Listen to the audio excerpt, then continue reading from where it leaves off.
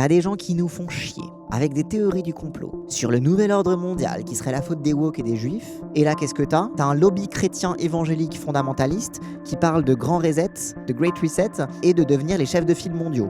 What is not clicking? Alors, en Hongrie, colère dans les rues de Budapest après l'interdiction de la marche des fiertés. Donc, on sait déjà depuis un bon petit moment que la Hongrie est un des pays qui est vraiment à l'avant-garde de la répression des personnes LGBT. Et du coup, il y a ça qui est tombé récemment. Mais donc le Parlement hongrois a adopté mardi 18 mars une loi interdisant la marche des fiertés à Budapest prévue le 28 juin prochain.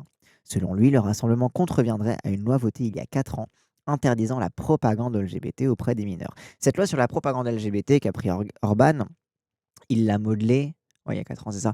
Il l'a modelée totalement sur une loi similaire qui était passée en Russie pour interdire la propagande LGBT, qui était utilisée pour réprimer en fait tout militantisme pro-LGBT dans l'espace public, le fait de sortir un drapeau arc-en-ciel dans la rue, etc. Et en fait pour renvoyer au placard parce que donc interdire la propagande LGBT auprès des mineurs, ça veut dire n'importe où des mineurs pourraient aller. Alors le problème c'est que les mineurs, ils peuvent être dans l'espace public, ils peuvent, en gros, ça veut dire que la propagande LGBT est autorisée dans l'espace privé et encore s'il n'y a pas de gosse et si on peut vérifier qu'il n'y a pas de gosse, etc. Quand je vous parle de la pénalisation de l'homosexualité en France, on parle souvent la dépénalisation de l'homosexualité en 81, etc. Bon, il y avait deux volets de pénalisation de l'homosexualité en France.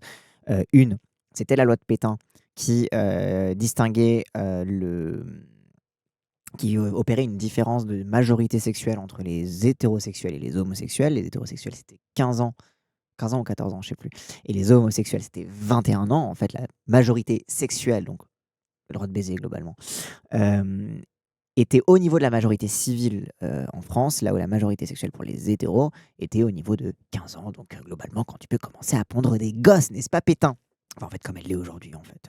Donc ça, c'était un premier aspect de la pénalisation de l'homosexualité. L'autre aspect, ça a été ce qu'on a appelé l'amendement Mirguet. L'amendement Mirguet, c'est donc il y avait une loi qui était passée sous De Gaulle. C'était une loi un peu cadre qui définit les fléaux sociaux. Un fléau social, c'est quoi? C'est quelque chose qu'il faut éradiquer parce que c'est mauvais pour la société. Parmi les fléaux sociaux, tu avais la tuberculose. Donc ça veut dire qu'il faut faire des politiques de santé publique contre la tuberculose, par exemple. Ça permettait aussi de fermer des trucs insalubres, etc. La prostitution, l'alcoolisme et Mirguet, donc Mirguet, le député gaulliste Mirguet, a fait voter, a rajouté un amendement à cette loi sur les fléaux sociaux pour inclure dans ces fléaux sociaux l'homosexualité. Ce qui voulait dire que dans l'espace privé, l'homosexualité n'était pas un problème, voilà, hein, tout comme tu peux être alcoolique chez toi tout seul, mais par contre, ça appelait à une répression et une vigilance policière vis-à-vis des actes homosexuels en public. C'est-à-dire que pour la contention des fléaux sociaux, il fallait faire en sorte que ces fléaux sociaux ne puissent pas s'exprimer en public et donc potentiellement contaminer d'autres personnes, etc. Et donc ça a été le fameux amendement Mirguet qui a été le deuxième volet de ce qu'on a appelé la pénalisation de l'homosexualité en France. Et en fait, le fait de faire cette distinction entre le public et le privé, c'était une façon finalement de réprimer l'homosexualité dans tous les pans de la vie sociale. Parce que ça voulait dire que tu pouvais pas embrasser ton mec, lui tenir la main dans la rue, etc. Tu pouvais avoir la police des mœurs qui te tombait dessus pour exhibition indécente, un truc comme ça. Enfin bref, voilà, t'étais condamné pour indécence publique, un truc comme ça. Enfin bref. Attentat à la pudeur, exactement. Merci Lollipop. C'est ça. C'est un attentat à la pudeur que de faire des actes homosexuels dans l'espace public. Et là, je parle pas de baiser, je parle même simplement de s'embrasser. Je parlais de trop proche, etc., etc. Bref, donc c'était en effet attentat à la pudeur.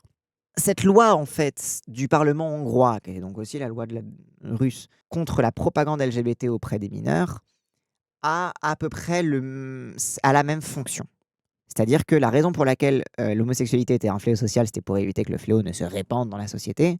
Donc sous-entendu auprès des mineurs auprès des gens qui pourraient du coup voir des homosexuels et être tentés par le mode de vie homosexuel, je sais pas. Et donc en fait là c'est le même principe, c'est-à-dire que c'est un principe de pénalisation de l'homosexualité qui vise l'espace public. Et c'est ce qui se passe aussi en Russie depuis un bon petit moment, etc.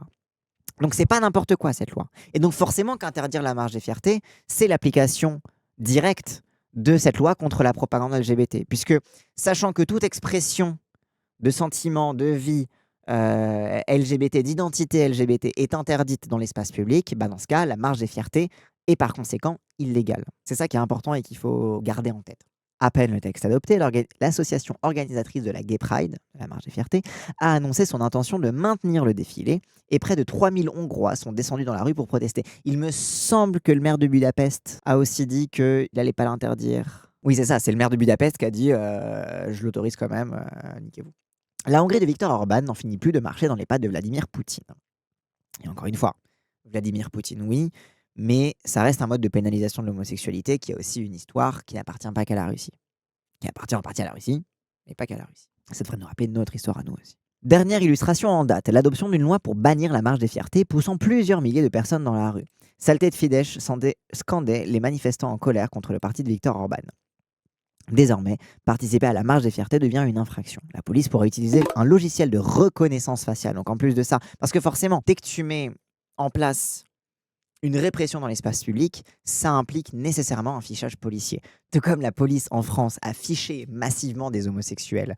Et on a encore beaucoup de mal à avoir accès à ces fiches. Mais les homosexuels en France étaient fichés à l'époque pour faire appliquer la loi sur les fléaux sociaux, etc., l'attentat à la pudeur. Donc évidemment, faire appliquer ces lois, ça implique de ficher les personnes. C'est nécessaire. Donc là, on a reconnaissance faciale, on a encore le même principe. La police pourra utiliser un logiciel de reconnaissance faciale et infliger une amende de 500 € aux participants, somme qui sera reversée aux fins de protection de l'enfance. Bien sûr, on y croit, on y croit, on y croit. Ça va lui servir à alimenter la corruption, c'est tout ce que ça va faire. Cheveux bleus et piercing.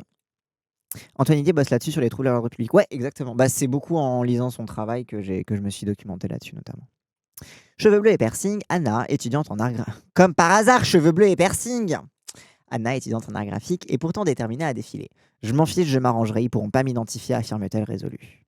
Pour le député d'opposition Akos Haddazzi, pardon pour la langue hongroise, cette loi n'est qu'un début. Ancien élu du Fidesz, il met en garde contre d'autres lois liberticides à venir et accuse Viktor Orban de s'apprêter à manipuler les prochaines élections. Oui, parce que en plus, c'est au passage justement de l'identification d'une minorité à exterminer que tu mets en place aussi un univers de contrôle du reste de la population, de fichage. Tu mets en place des trucs de fichage pour les LGBT, bah, c'est pareil, tu as juste à l'étendre pour le reste des opposants politiques. C'est pas compliqué. En plus, comme les LGBT deviennent des opposants politiques, bah, c'est parfait. Tu fiches simplement les opposants politiques. C'est normal, quoi. C'est déjà ce qu'on fait. De toute façon, dès que ça commence à ficher avec de la reconnaissance faciale, c'est pas bon signe. Ce qui nous arrive aujourd'hui n'est pas un hasard. Ça a déjà eu lieu en Russie, en Biélorussie, en Serbie. Orban suit tout ça à la lettre, existe-t-il. Plusieurs révisions constitutionnelles sont aussi au programme, comme celle d'expulser les binationaux jugés traîtres à la nation. Ah bah tiens, ça nous rappelle quelque chose par ici, c'est rigolo. Ou de stipuler qu'une personne est soit un homme, soit une femme. Donc ça, c'est le truc qu'on a vu dans le vu tout à l'heure. En effet, c'est un petit peu... Donc le truc, expulser les binationaux jugés traîtres à la nation, stipuler qu'on est soit un homme, soit une femme, c'est un truc à la fois comment dire, à la fois du mode d'emploi de l'extrême droite européenne et à la fois du mode d'emploi de l'extrême droite trumpiste de s'obséder sur le genre et sur légiférer sur la fixité du genre. C'est quand même vous dire à quel point le genre est une chose assez fragile, hein. Franchement, le genre, tu as besoin de faire une loi pour maintenir des frontières entre les genres et pour être sûr que le genre reste des catégories figées et immuables. Genre la nature ne suffit pas elle-même. C'est marrant que tu sois obligé de faire des lois pour faire en sorte que les gens restent soit des hommes, soit des femmes. C'est peut-être comme si c'était contre nature, mais bref. Tibor, activiste LGBT+, déplore le faible nombre de manifestants face à ce qu'il considère comme une dérive autoritaire. Mais oui, mais parce que quand tu tapes sur les LGBT, pour peu que les gens soient un peu homophobes, ils vont pas vous défendre. Ils vont dire ah quand même c'est vrai que les homosexuels qui ont une plume dans le cul c'est pas bon, etc. Moi je suis contre la reconnaissance faciale, mais si c'est contre les homosexuels, c'est vrai que pour les enfants il faut protéger les enfants, donc bien évidemment tu tapes ceux que personne va défendre comme d'habitude. Vous entendez, les gens crient dictateur fasciste, c'est ce que j'ai écrit sur mon affiche. Je crois qu'il n'y a plus d'autre mot pour décrire Orban, s'insurge celui pour qui cette loi signale le déclin de la démocratie. Oui. Lutter contre l'idéologie woke. Après déjà plusieurs mesures ciblant la communauté LGBT+, ces dernières années, le gouvernement Orban franchit un nouveau cap, brandissant une fois de plus la menace de l'idéologie woke. Le texte voté mardi interdit la tenue de tout rassemblement violant la législation de 2021 qui proscrit la promotion auprès des mineurs de l'homosexualité et du changement du sexe. Donc voilà, encore une fois, l'application concrète de leur loi sur le fléau social, globalement. C'est l'application de la loi qui est déjà existante, en fait. C'est ça qui est badant, c'est que on a le truc de... Parce que moi, quand j'ai vu passer ça, j'étais en mode...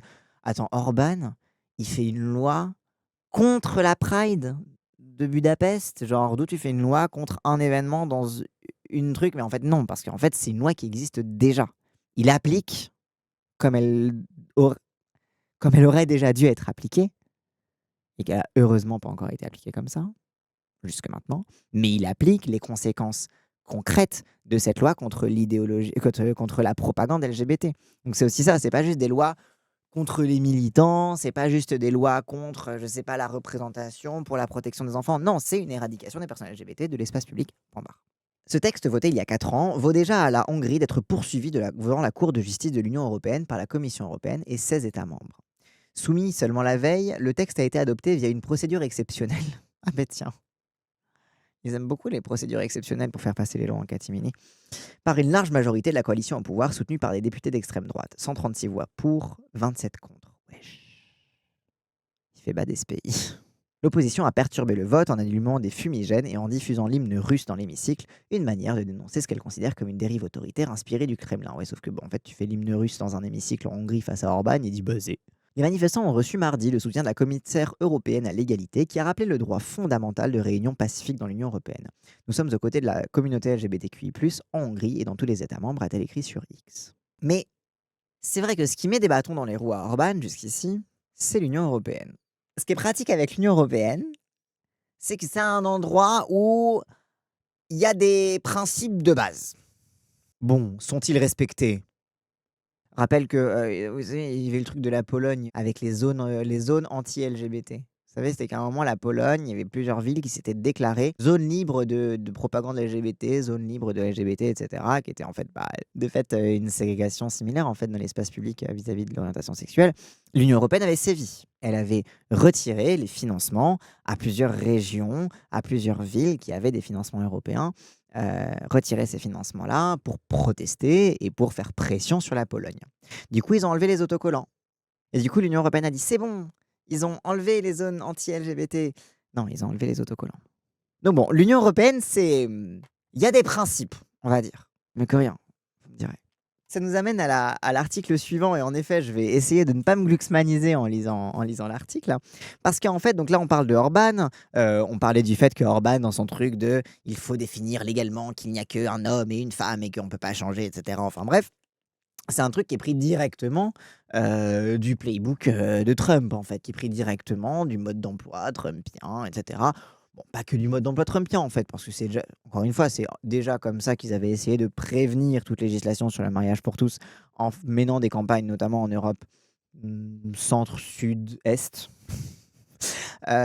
pour, définir légalement, préemptivement, le mariage comme n'étant qu'entre un homme et une femme, voilà. Donc il y avait déjà eu ça. Le fait de mettre dans la loi qu'il y a qu'un homme et qu'il y a que des hommes et des femmes et qu'il y a que 2 genres, c'est aussi un autre moyen de faire ça. Mais, il y a des collusions très, très claires dans les extrêmes droites, entre l'extrême droite hongroise et française, enfin globalement, c'est les grands potes d'Orban au Parlement européen, globalement, et avec évidemment l'extrême droite trumpiste. Et l'extrême droite trumpiste, justement, notamment au travers de la Fondation Héritage, qui est un think tank évangélique, ultra-conservateur, qui a notamment écrit le fameux programme 2025, vous savez, qui est le programme de l'élection en fait, de Trump, hein. Tous les trucs qu'on a vus tout à l'heure, on supprime le ministère de l'Éducation, ça vient du projet 2025. Voilà. Tous les trucs de on supprime quasiment tous les fonctionnaires fédéraux et on les remplace par des employés contractuels qui nous seront fidèles politiquement, c'est la Héritage Fondation. Donc bref. Mais du coup, ça va dans un sens de donc un article que j'ai vu passer, que j'aimerais bien qu'on lise ensemble, qui dit: «La Héritage Fondation et ses alliés discutent du démantèlement de l'Union européenne». Alors encore une fois, c'est un article qui est à l'origine en anglais. J'utilise la traduction automatique, donc je suis désolé si la traduction est parfois un petit peu bancale, hein. Ça va être comme quand je vous ai lu le truc sur les milices fascistes. Mais je trouve que c'est intéressant parce que, tout comme les militants et militantes progressistes, tout comme, les militants et les militantes LGBT et cetera, quand ils se sont rendus compte, enfin quand on s'est rendu compte, enfin bon, j'étais pas là à l'époque, quand ils se sont rendus compte, que le Vatican faisait un travail immense de propagande anti-LGBT, de construction un petit peu d'une architecture, intellectuelle, idéologique pour contrer l'avancée des droits des femmes sur l'avortement, sur la contraception et cetera. On a commencé à énormément scruter en retour ce que faisait le Vatican et je pense qu'il faut du coup en retour qu'on puisse bien observer ce qui se passe aux États-Unis du côté de la Fondation Héritage, puisque c'est un think tank qui a un impact mondial. Déjà parce que elle influence Trump, Trump influence le monde, mais parce qu'aussi elle a ses propres ouailles et ses propres relais dans à peu près tous les pays du monde et particulièrement en Europe.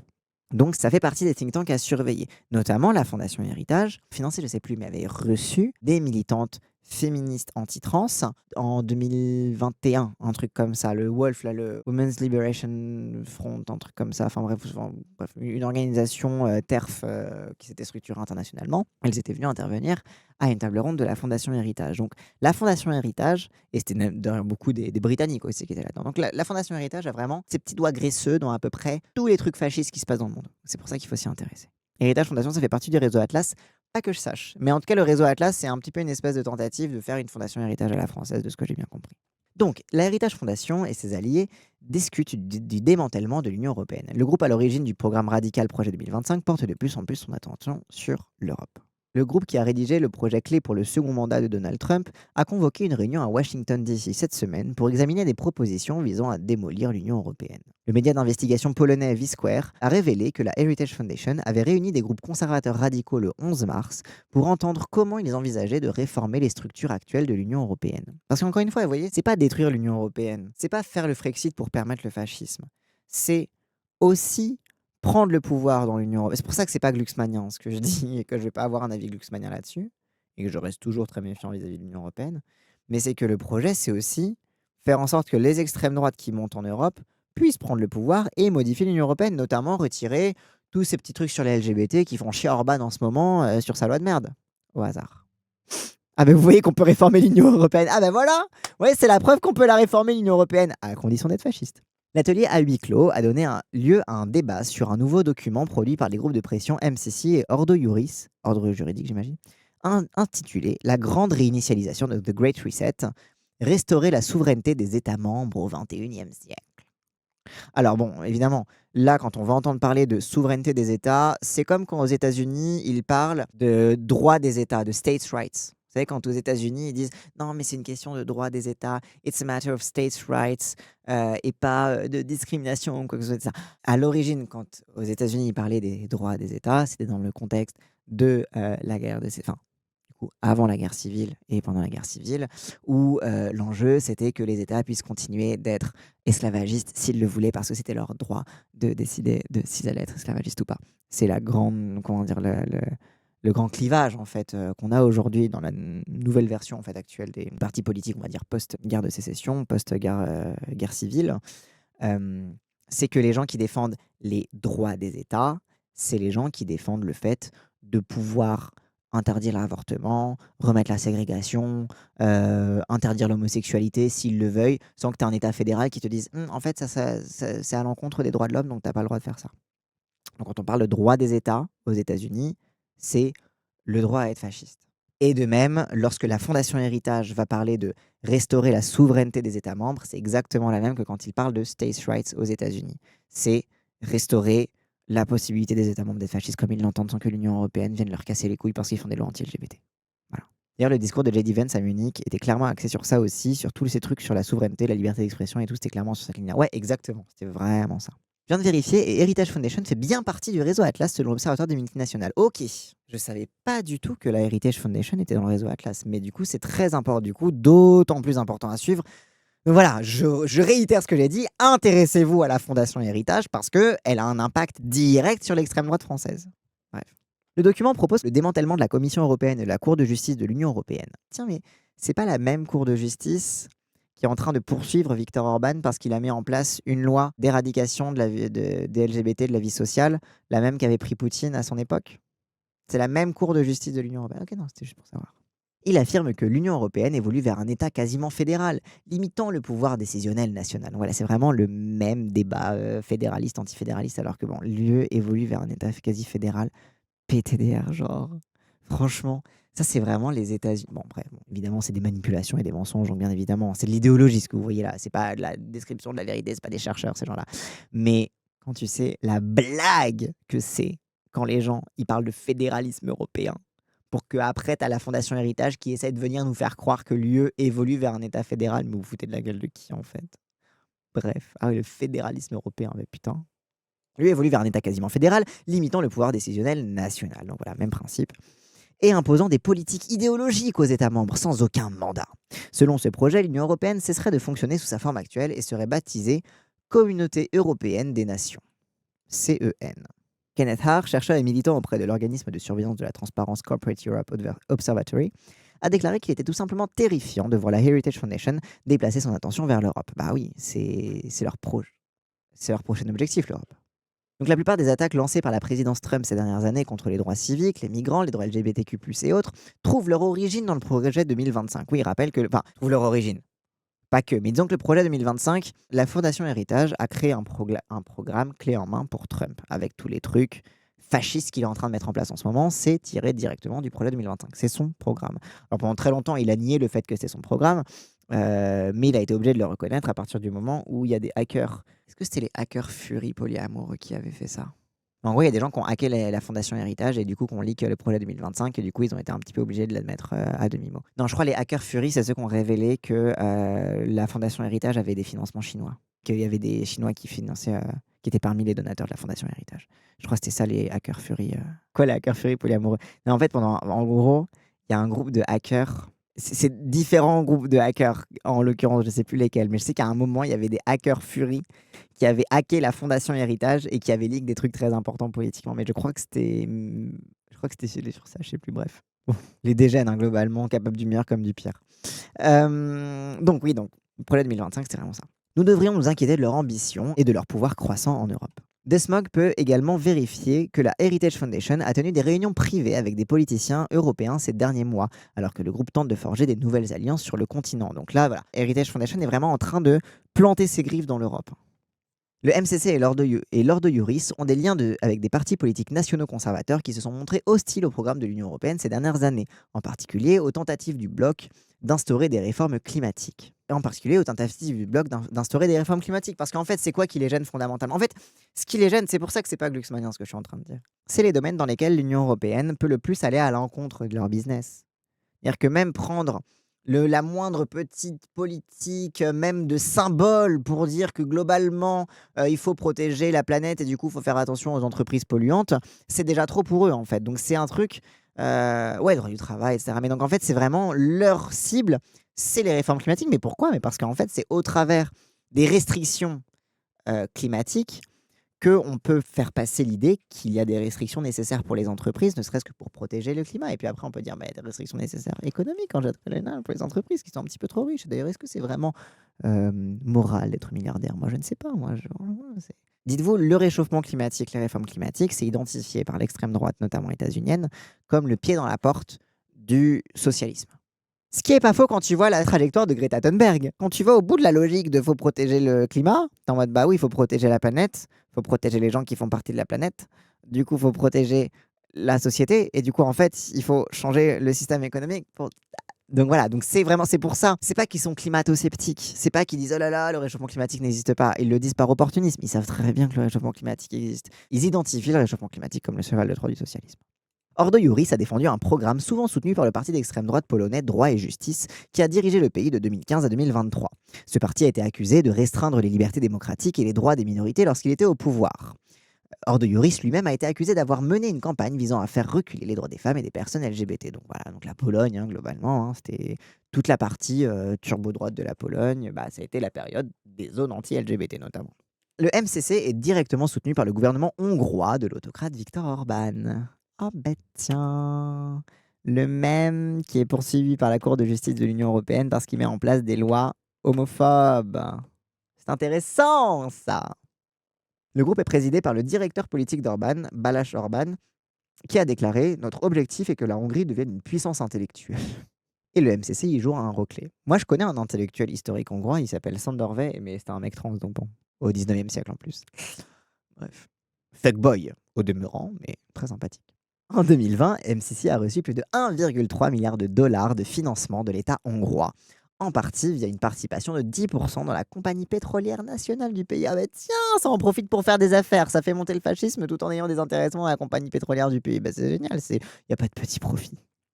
Le document du MCC Ordo Iuris prétend soutenir une UE réformée qui met l'accent sur la décentralisation, les intérêts nationaux, la flexibilité, la déréglementation et un rôle plus fort pour les États membres. Donc c'est vraiment une forme de l'Union européenne qui va totalement à l'encontre de ce que la gauche propose, y compris dans un cadre de Frexit, qui est de créer une union sur des bases de coopération sociale, socialiste, écologique, environnementale, etc. etc. Donc c'est totalement l'inverse, c'est-à-dire de faire une Europe avec un lien qui existe encore, mais avec suffisamment de possibilités pour les États d'être fascistes tranquilles.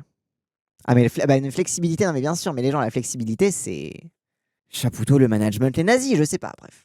La Heritage Foundation a ouvert la voie à la création du projet 2025, un guide de 922 pages visant à réduire radicalement les dépenses du gouvernement américain. Ce plan exhortait Trump à démanteler l'État administratif, à inverser les politiques climatiques, à réduire drastiquement les restrictions sur l'extraction des énergies fossiles, à supprimer les investissements publics dans les énergies renouvelables et à démanteler l'Agence de protection de l'environnement, ce qu'a fait exactement Trump une fois arrivé au pouvoir et qui avait déjà commencé d'ailleurs à faire la Cour suprême, notamment sur les agences gouvernementales. Bon nombre de ces politiques sont mises en œuvre par le département de l'efficacité gouvernementale, DOGE, d'Elon Musk, qui a décimé plusieurs départements, dont l'Agence des États-Unis pour le développement international, USAID, tandis que plusieurs personnes liées au projet 2025 jouent un rôle dans la nouvelle administration. Oui, globalement, plein de gens qui ont écrit le bousin sont maintenant des conseillers de Trump. Donc au moins, il va respecter son programme. J'ai envie de crever. La réunion du 11 mars a également réuni la Alliance Defending Freedom, un groupe d'activistes juridiques chrétiens qui a contribué en 2022 à convaincre la Cour suprême des États-Unis d'annuler Roe versus Wade, le droit constitutionnel à l'avortement. Et oui, c'est quand même un petit groupe de gens sympathiques, quoi. Le groupe de défense juridique Southern Poverty Law Center fait valoir que l'ADF devrait être considéré comme un groupe haineux parce qu'il a soutenu l'idée qu'être LGBTQ+, devait être un crime aux États-Unis et à l'étranger. Oui, c'est vrai. Le projet 2025 proposait de limiter les droits reproductifs, notamment en limitant davantage l'accès à l'avortement et aux contraceptifs. Et pas que ça aussi, tu avais plein de trucs sympathiques sur le fait de retirer aux femmes mariées le droit de vote, ou alors de faire en sorte que le droit de vote soit à l'échelle du foyer. Euh, Comme ça, c'est le mari qui vote pour tout le monde, surtout pour sa femme. Plein de trucs aussi. Interdire le divorce, le no-fault divorce, donc le divorce par... C'est pas exactement par consentement mutuel, mais le divorce sans faute constatée, quoi, globalement. Et ça, c'est aussi un gros projet qu'ils ont en ce moment, là.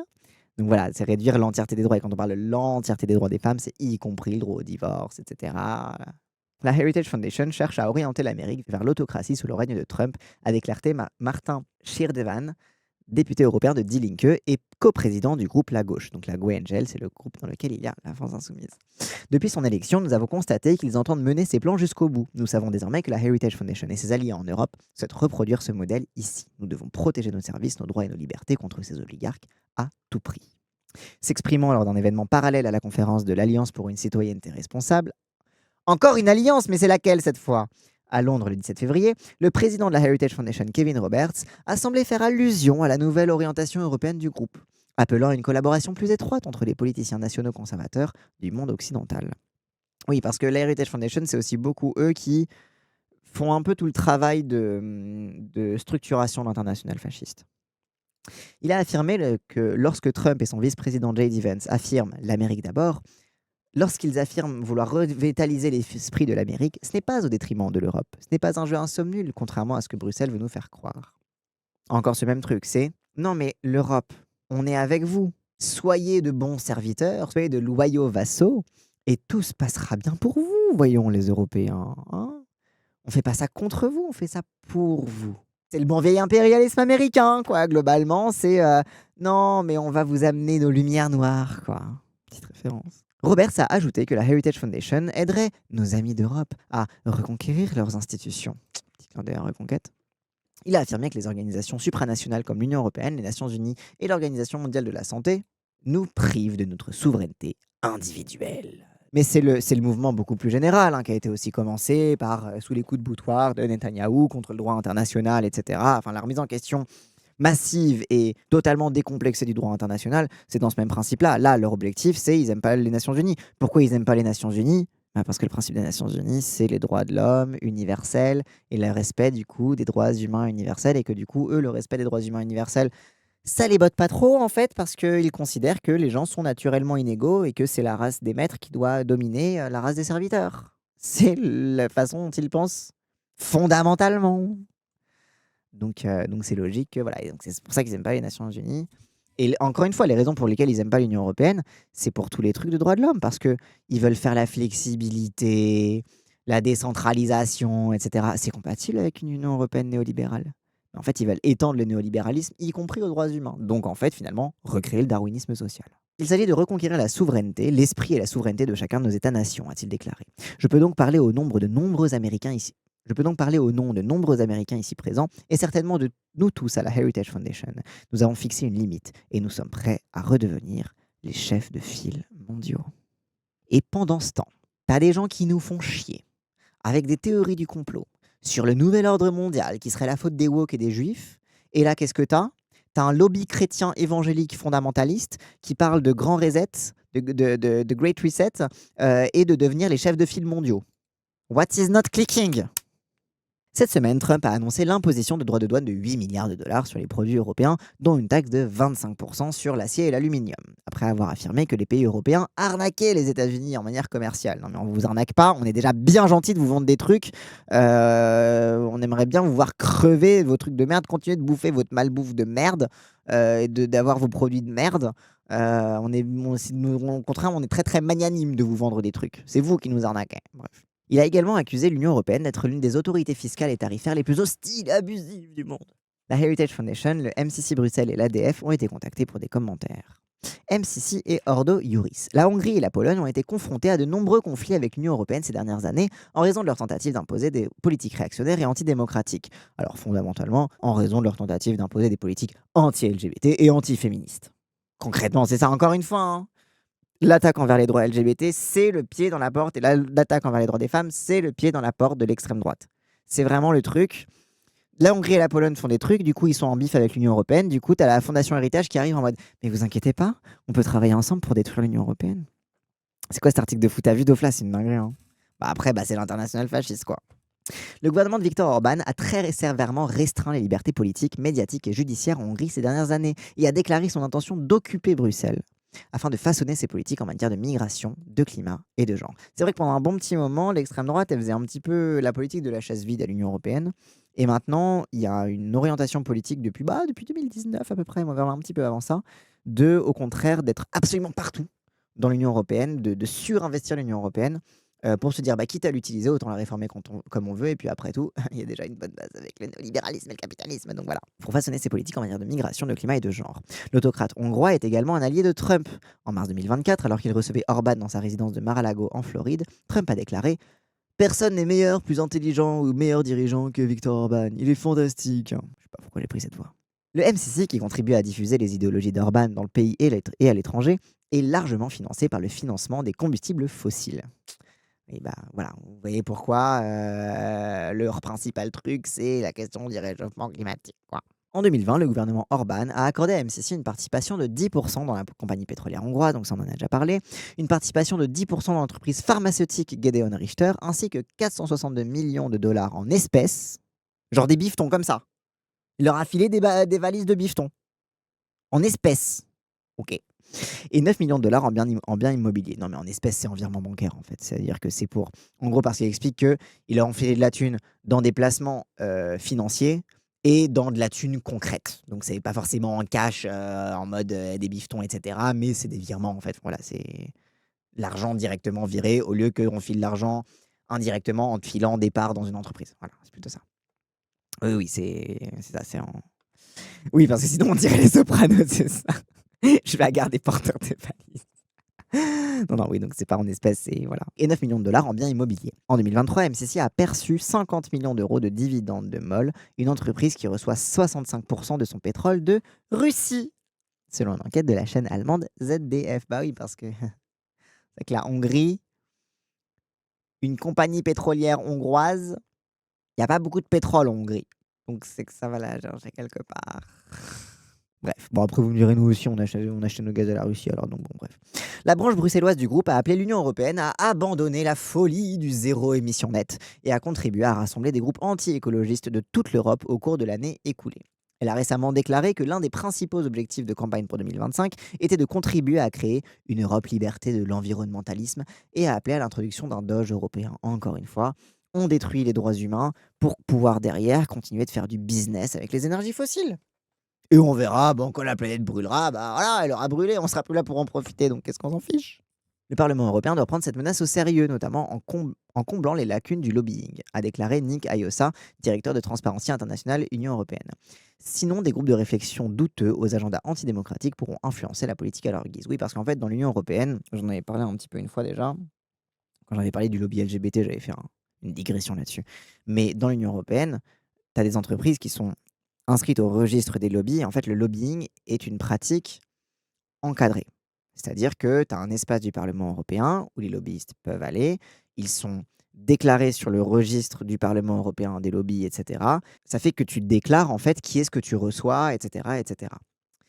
Mais en fait, c'est ce qui, dans la logique de l'Union européenne, c'est ce qui permet aux groupes de pression non gouvernementaux, parce qu'en fait, dites-vous, les associations LGBT sont tout autant inscrites au registre des lobbies que les grandes entreprises pétrochimiques, que les grandes entreprises pharmaceutiques, d'alcool, etc., etc. Parce qu'en fait, l'Union européenne considère que les groupes de pression organisés fait partie de la démocratie européenne, puisqu'en fait, c'est une expression non gouvernementale de la volonté de groupes organisés dans la société. Et qu'est-ce que la société? Sinon, une collection de groupes organisés. Et donc, en fait, cette vision-là, qui est totalement débile, de la démocratie européenne, fait que du coup, est considérée comme un lobby une association LGBT au même titre que Total. Au même titre que des gens qui détruisent la planète. Au même titre que des gens qui favorisent l'exil fiscal, etc., etc. Et donc, ce qui fait que l'Union européenne a une politique vis-à-vis du lobbying qui fait que, certes, c'est transparent, mais du coup, ça identifie très mal. En fait, l'Union européenne n'a pas de notion d'intérêt général. Elle a plutôt une notion de collection d'intérêts particuliers qui doivent s'entrechoquer dans l'arène des idées, mais elle n'a pas de conception d'intérêt général. Et donc, en cela, même si l'Union européenne proclame des trucs pour la protection environnementale, elle va considérer que les lobbies anti-écologistes ont aussi leur place parce qu'ils font partie de groupes d'intérêt. On l'a vu pendant la crise du Covid. Oui, exactement. Et donc ça, c'est un des problèmes fondamentaux de la démocratie européenne, qui en réalité n'est pas une démocratie, en fait, parce que, bon, déjà, il n'y a pas de séparation des pouvoirs, il n'y a pas de... Bref. Mais donc, d'où le truc de quand cette personne dit il faut prendre au sérieux cette menace, notamment en comblant les lacunes du lobbying. Les lacunes du lobbying, il y a un petit peu de ça là-dedans, en fait. Alors, je sais pas si c'est ce qu'il entend, mais sinon, des groupes de réflexion douteux aux agendas antidémocratiques pour influencer la politique à leur guise, je pense que c'est ça qu'il est en train de viser, justement. Genre, tous les lobbies sont pas censés être légitimes, précisément quand ils sont contre l'UE. Pendant ce temps, la Pologne a suivi l'exemple de la Hongrie sous son précédent gouvernement droit et justice. Le Reporters sans frontières, organisme de surveillance de la liberté de la presse, a déclaré que pendant les 8 années du règne de parti droit et justice, les médias publics ont été transformés en outils de propagande. Avant que le parti ne perde le pouvoir en 2023, Human Rights Watch rapportait que l'administration droit et justice avait sapé l'état de droit en renforçant son contrôle sur le système judiciaire et en diffamant les journalistes et les militants des droits humains critiques à l'égard du gouvernement. Donc ça, c'était en mode, il y avait des campagnes nationales grâce aux médias nationaux de diffamation, de calomnie, etc. sur les militants, les journalistes, etc. Et c'était vraiment... Conformément à MCC, Ordo Iuris plaide depuis plusieurs années en faveur de réformes structurelles de l'UE. En 2022, le groupe a déclaré qu'il collaborerait étroitement avec les députés européens opposés à une fédéralisation accrue de l'Union européenne et souhaitant un retour de l'Union à ses racines chrétiennes. Un porte-parole de Ordo Iuris a déclaré que le groupe est une fondation indépendante, financée uniquement par des donateurs privés. Elle n'a jamais reçu des subventions publiques. Elle n'est affiliée à aucun parti politique. Ah, mais bien sûr, oui, c'est pratique. Non, mais on est indépendant. Nous sommes simplement des citoyens inquiets pour notre pays. We're just concerned citizens. Je ne vois pas ce que vous pouvez insinuer de plus dans nos intérêts, voyons. Rencontre européenne de la Fondation du patrimoine. Desmog, c'est donc le truc qu'on est en train de lire, peut également révéler que la Heritage Foundation a organisé des réunions privées avec des politiciens européens au cours de ces derniers mois. Ça, c'est le truc qu'on a vu tout à l'heure. Le 21 février, le groupe a rencontré l'eurodéputé hongrois Ernő Schaller-Barros à Washington. Monsieur Schaller-Barros est membre du parti d'Organ, le Fidesz, qui fait partie du groupe d'extrême droite des Patriotes pour l'Europe au Parlement européen. Il est actuellement commissaire au cabinet de Viktor Orban et a été secrétaire d'État adjoint aux affaires internationales de la Hongrie de 2018 à 2021. Le député européen semble partager nombre des idéologies défendues par les groupes réunis par la Heritage Foundation le 11 mars. Dans une interview accordée en janvier au journal pro-Orban Magyar Nemzet, il a appelé à une alternative européenne viable aux politiques mal avisées de Bruxelles.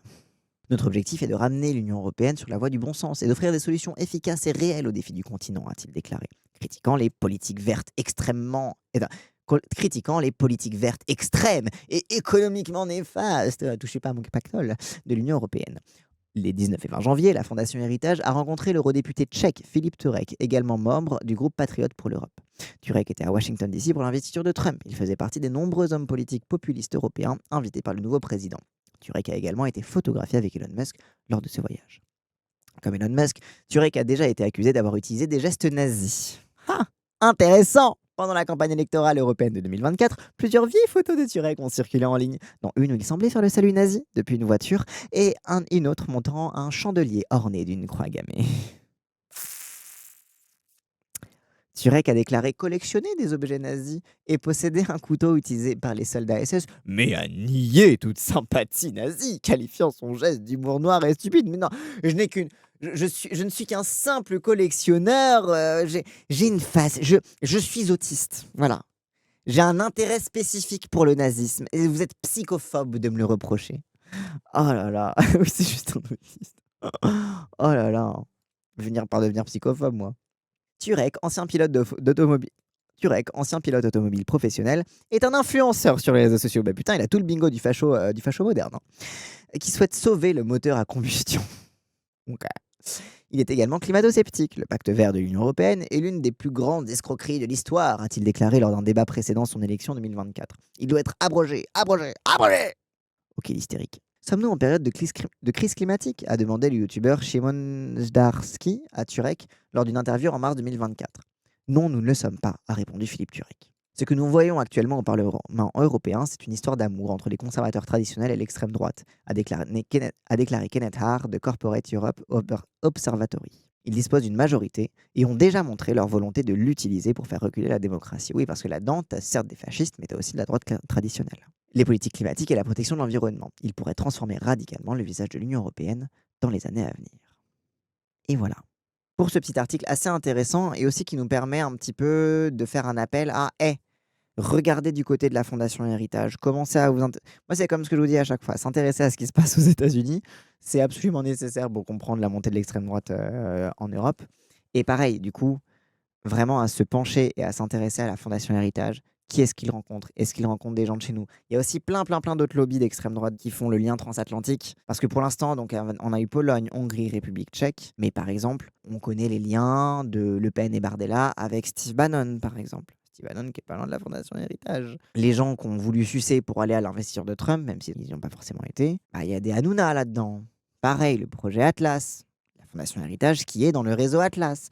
Donc, il y a plein de choses là-dedans où il faut commencer à s'y pencher, notamment commencer à s'intéresser. En Europe, on a beaucoup l'habitude des politiques sexuelles catholiques du Vatican. Mais commencer aussi à s'intéresser aux politiques sexuelles états-uniennes, puisque en fait, le mode aussi d'influence qui est en train d'être mené sur l'Union européenne, ça va être aussi de passer par des types de panique morale et des types de chiffons rouges à agiter, qui sont, eux, pour le coup, typiquement états-uniens. Enfin bref, une lueur d'espoir dans tout ça. La lueur d'espoir, c'est qu'on le sait, qu'on continue de militer, et que tant qu'on est des militants alertes et avertis sur tout ça, on aura toujours les armes pour lutter contre. Encore une fois, l'ascension de l'extrême droite est résistible, pour reprendre le titre d'un certain bouquin paru récemment aux éditions Amsterdam dans lequel j'aurais éventuellement participé. L'ascension de l'extrême droite est résistible, et le fait de connaître l'ennemi, ça nous permet de savoir aussi par où l'attaquer et par où le vaincre. Typiquement, l'argument de vous êtes un vassal des États-Unis, etc., c'est encore un truc qui tient, par exemple. Des trucs comme ça, de montrer la vassalisation, de montrer presque la complicité de l'extrême droite dans la colonisation états-unienne, etc. Enfin, il y a plein de trucs qu'on peut agiter comme type de chiffon rouge. Là, je vous parle de discours parce que mon métier, c'est du discours. Mais il y a beaucoup d'autres réseaux à surveiller, beaucoup d'autres contre-réseaux à construire. C'est... voilà, quoi. Allez.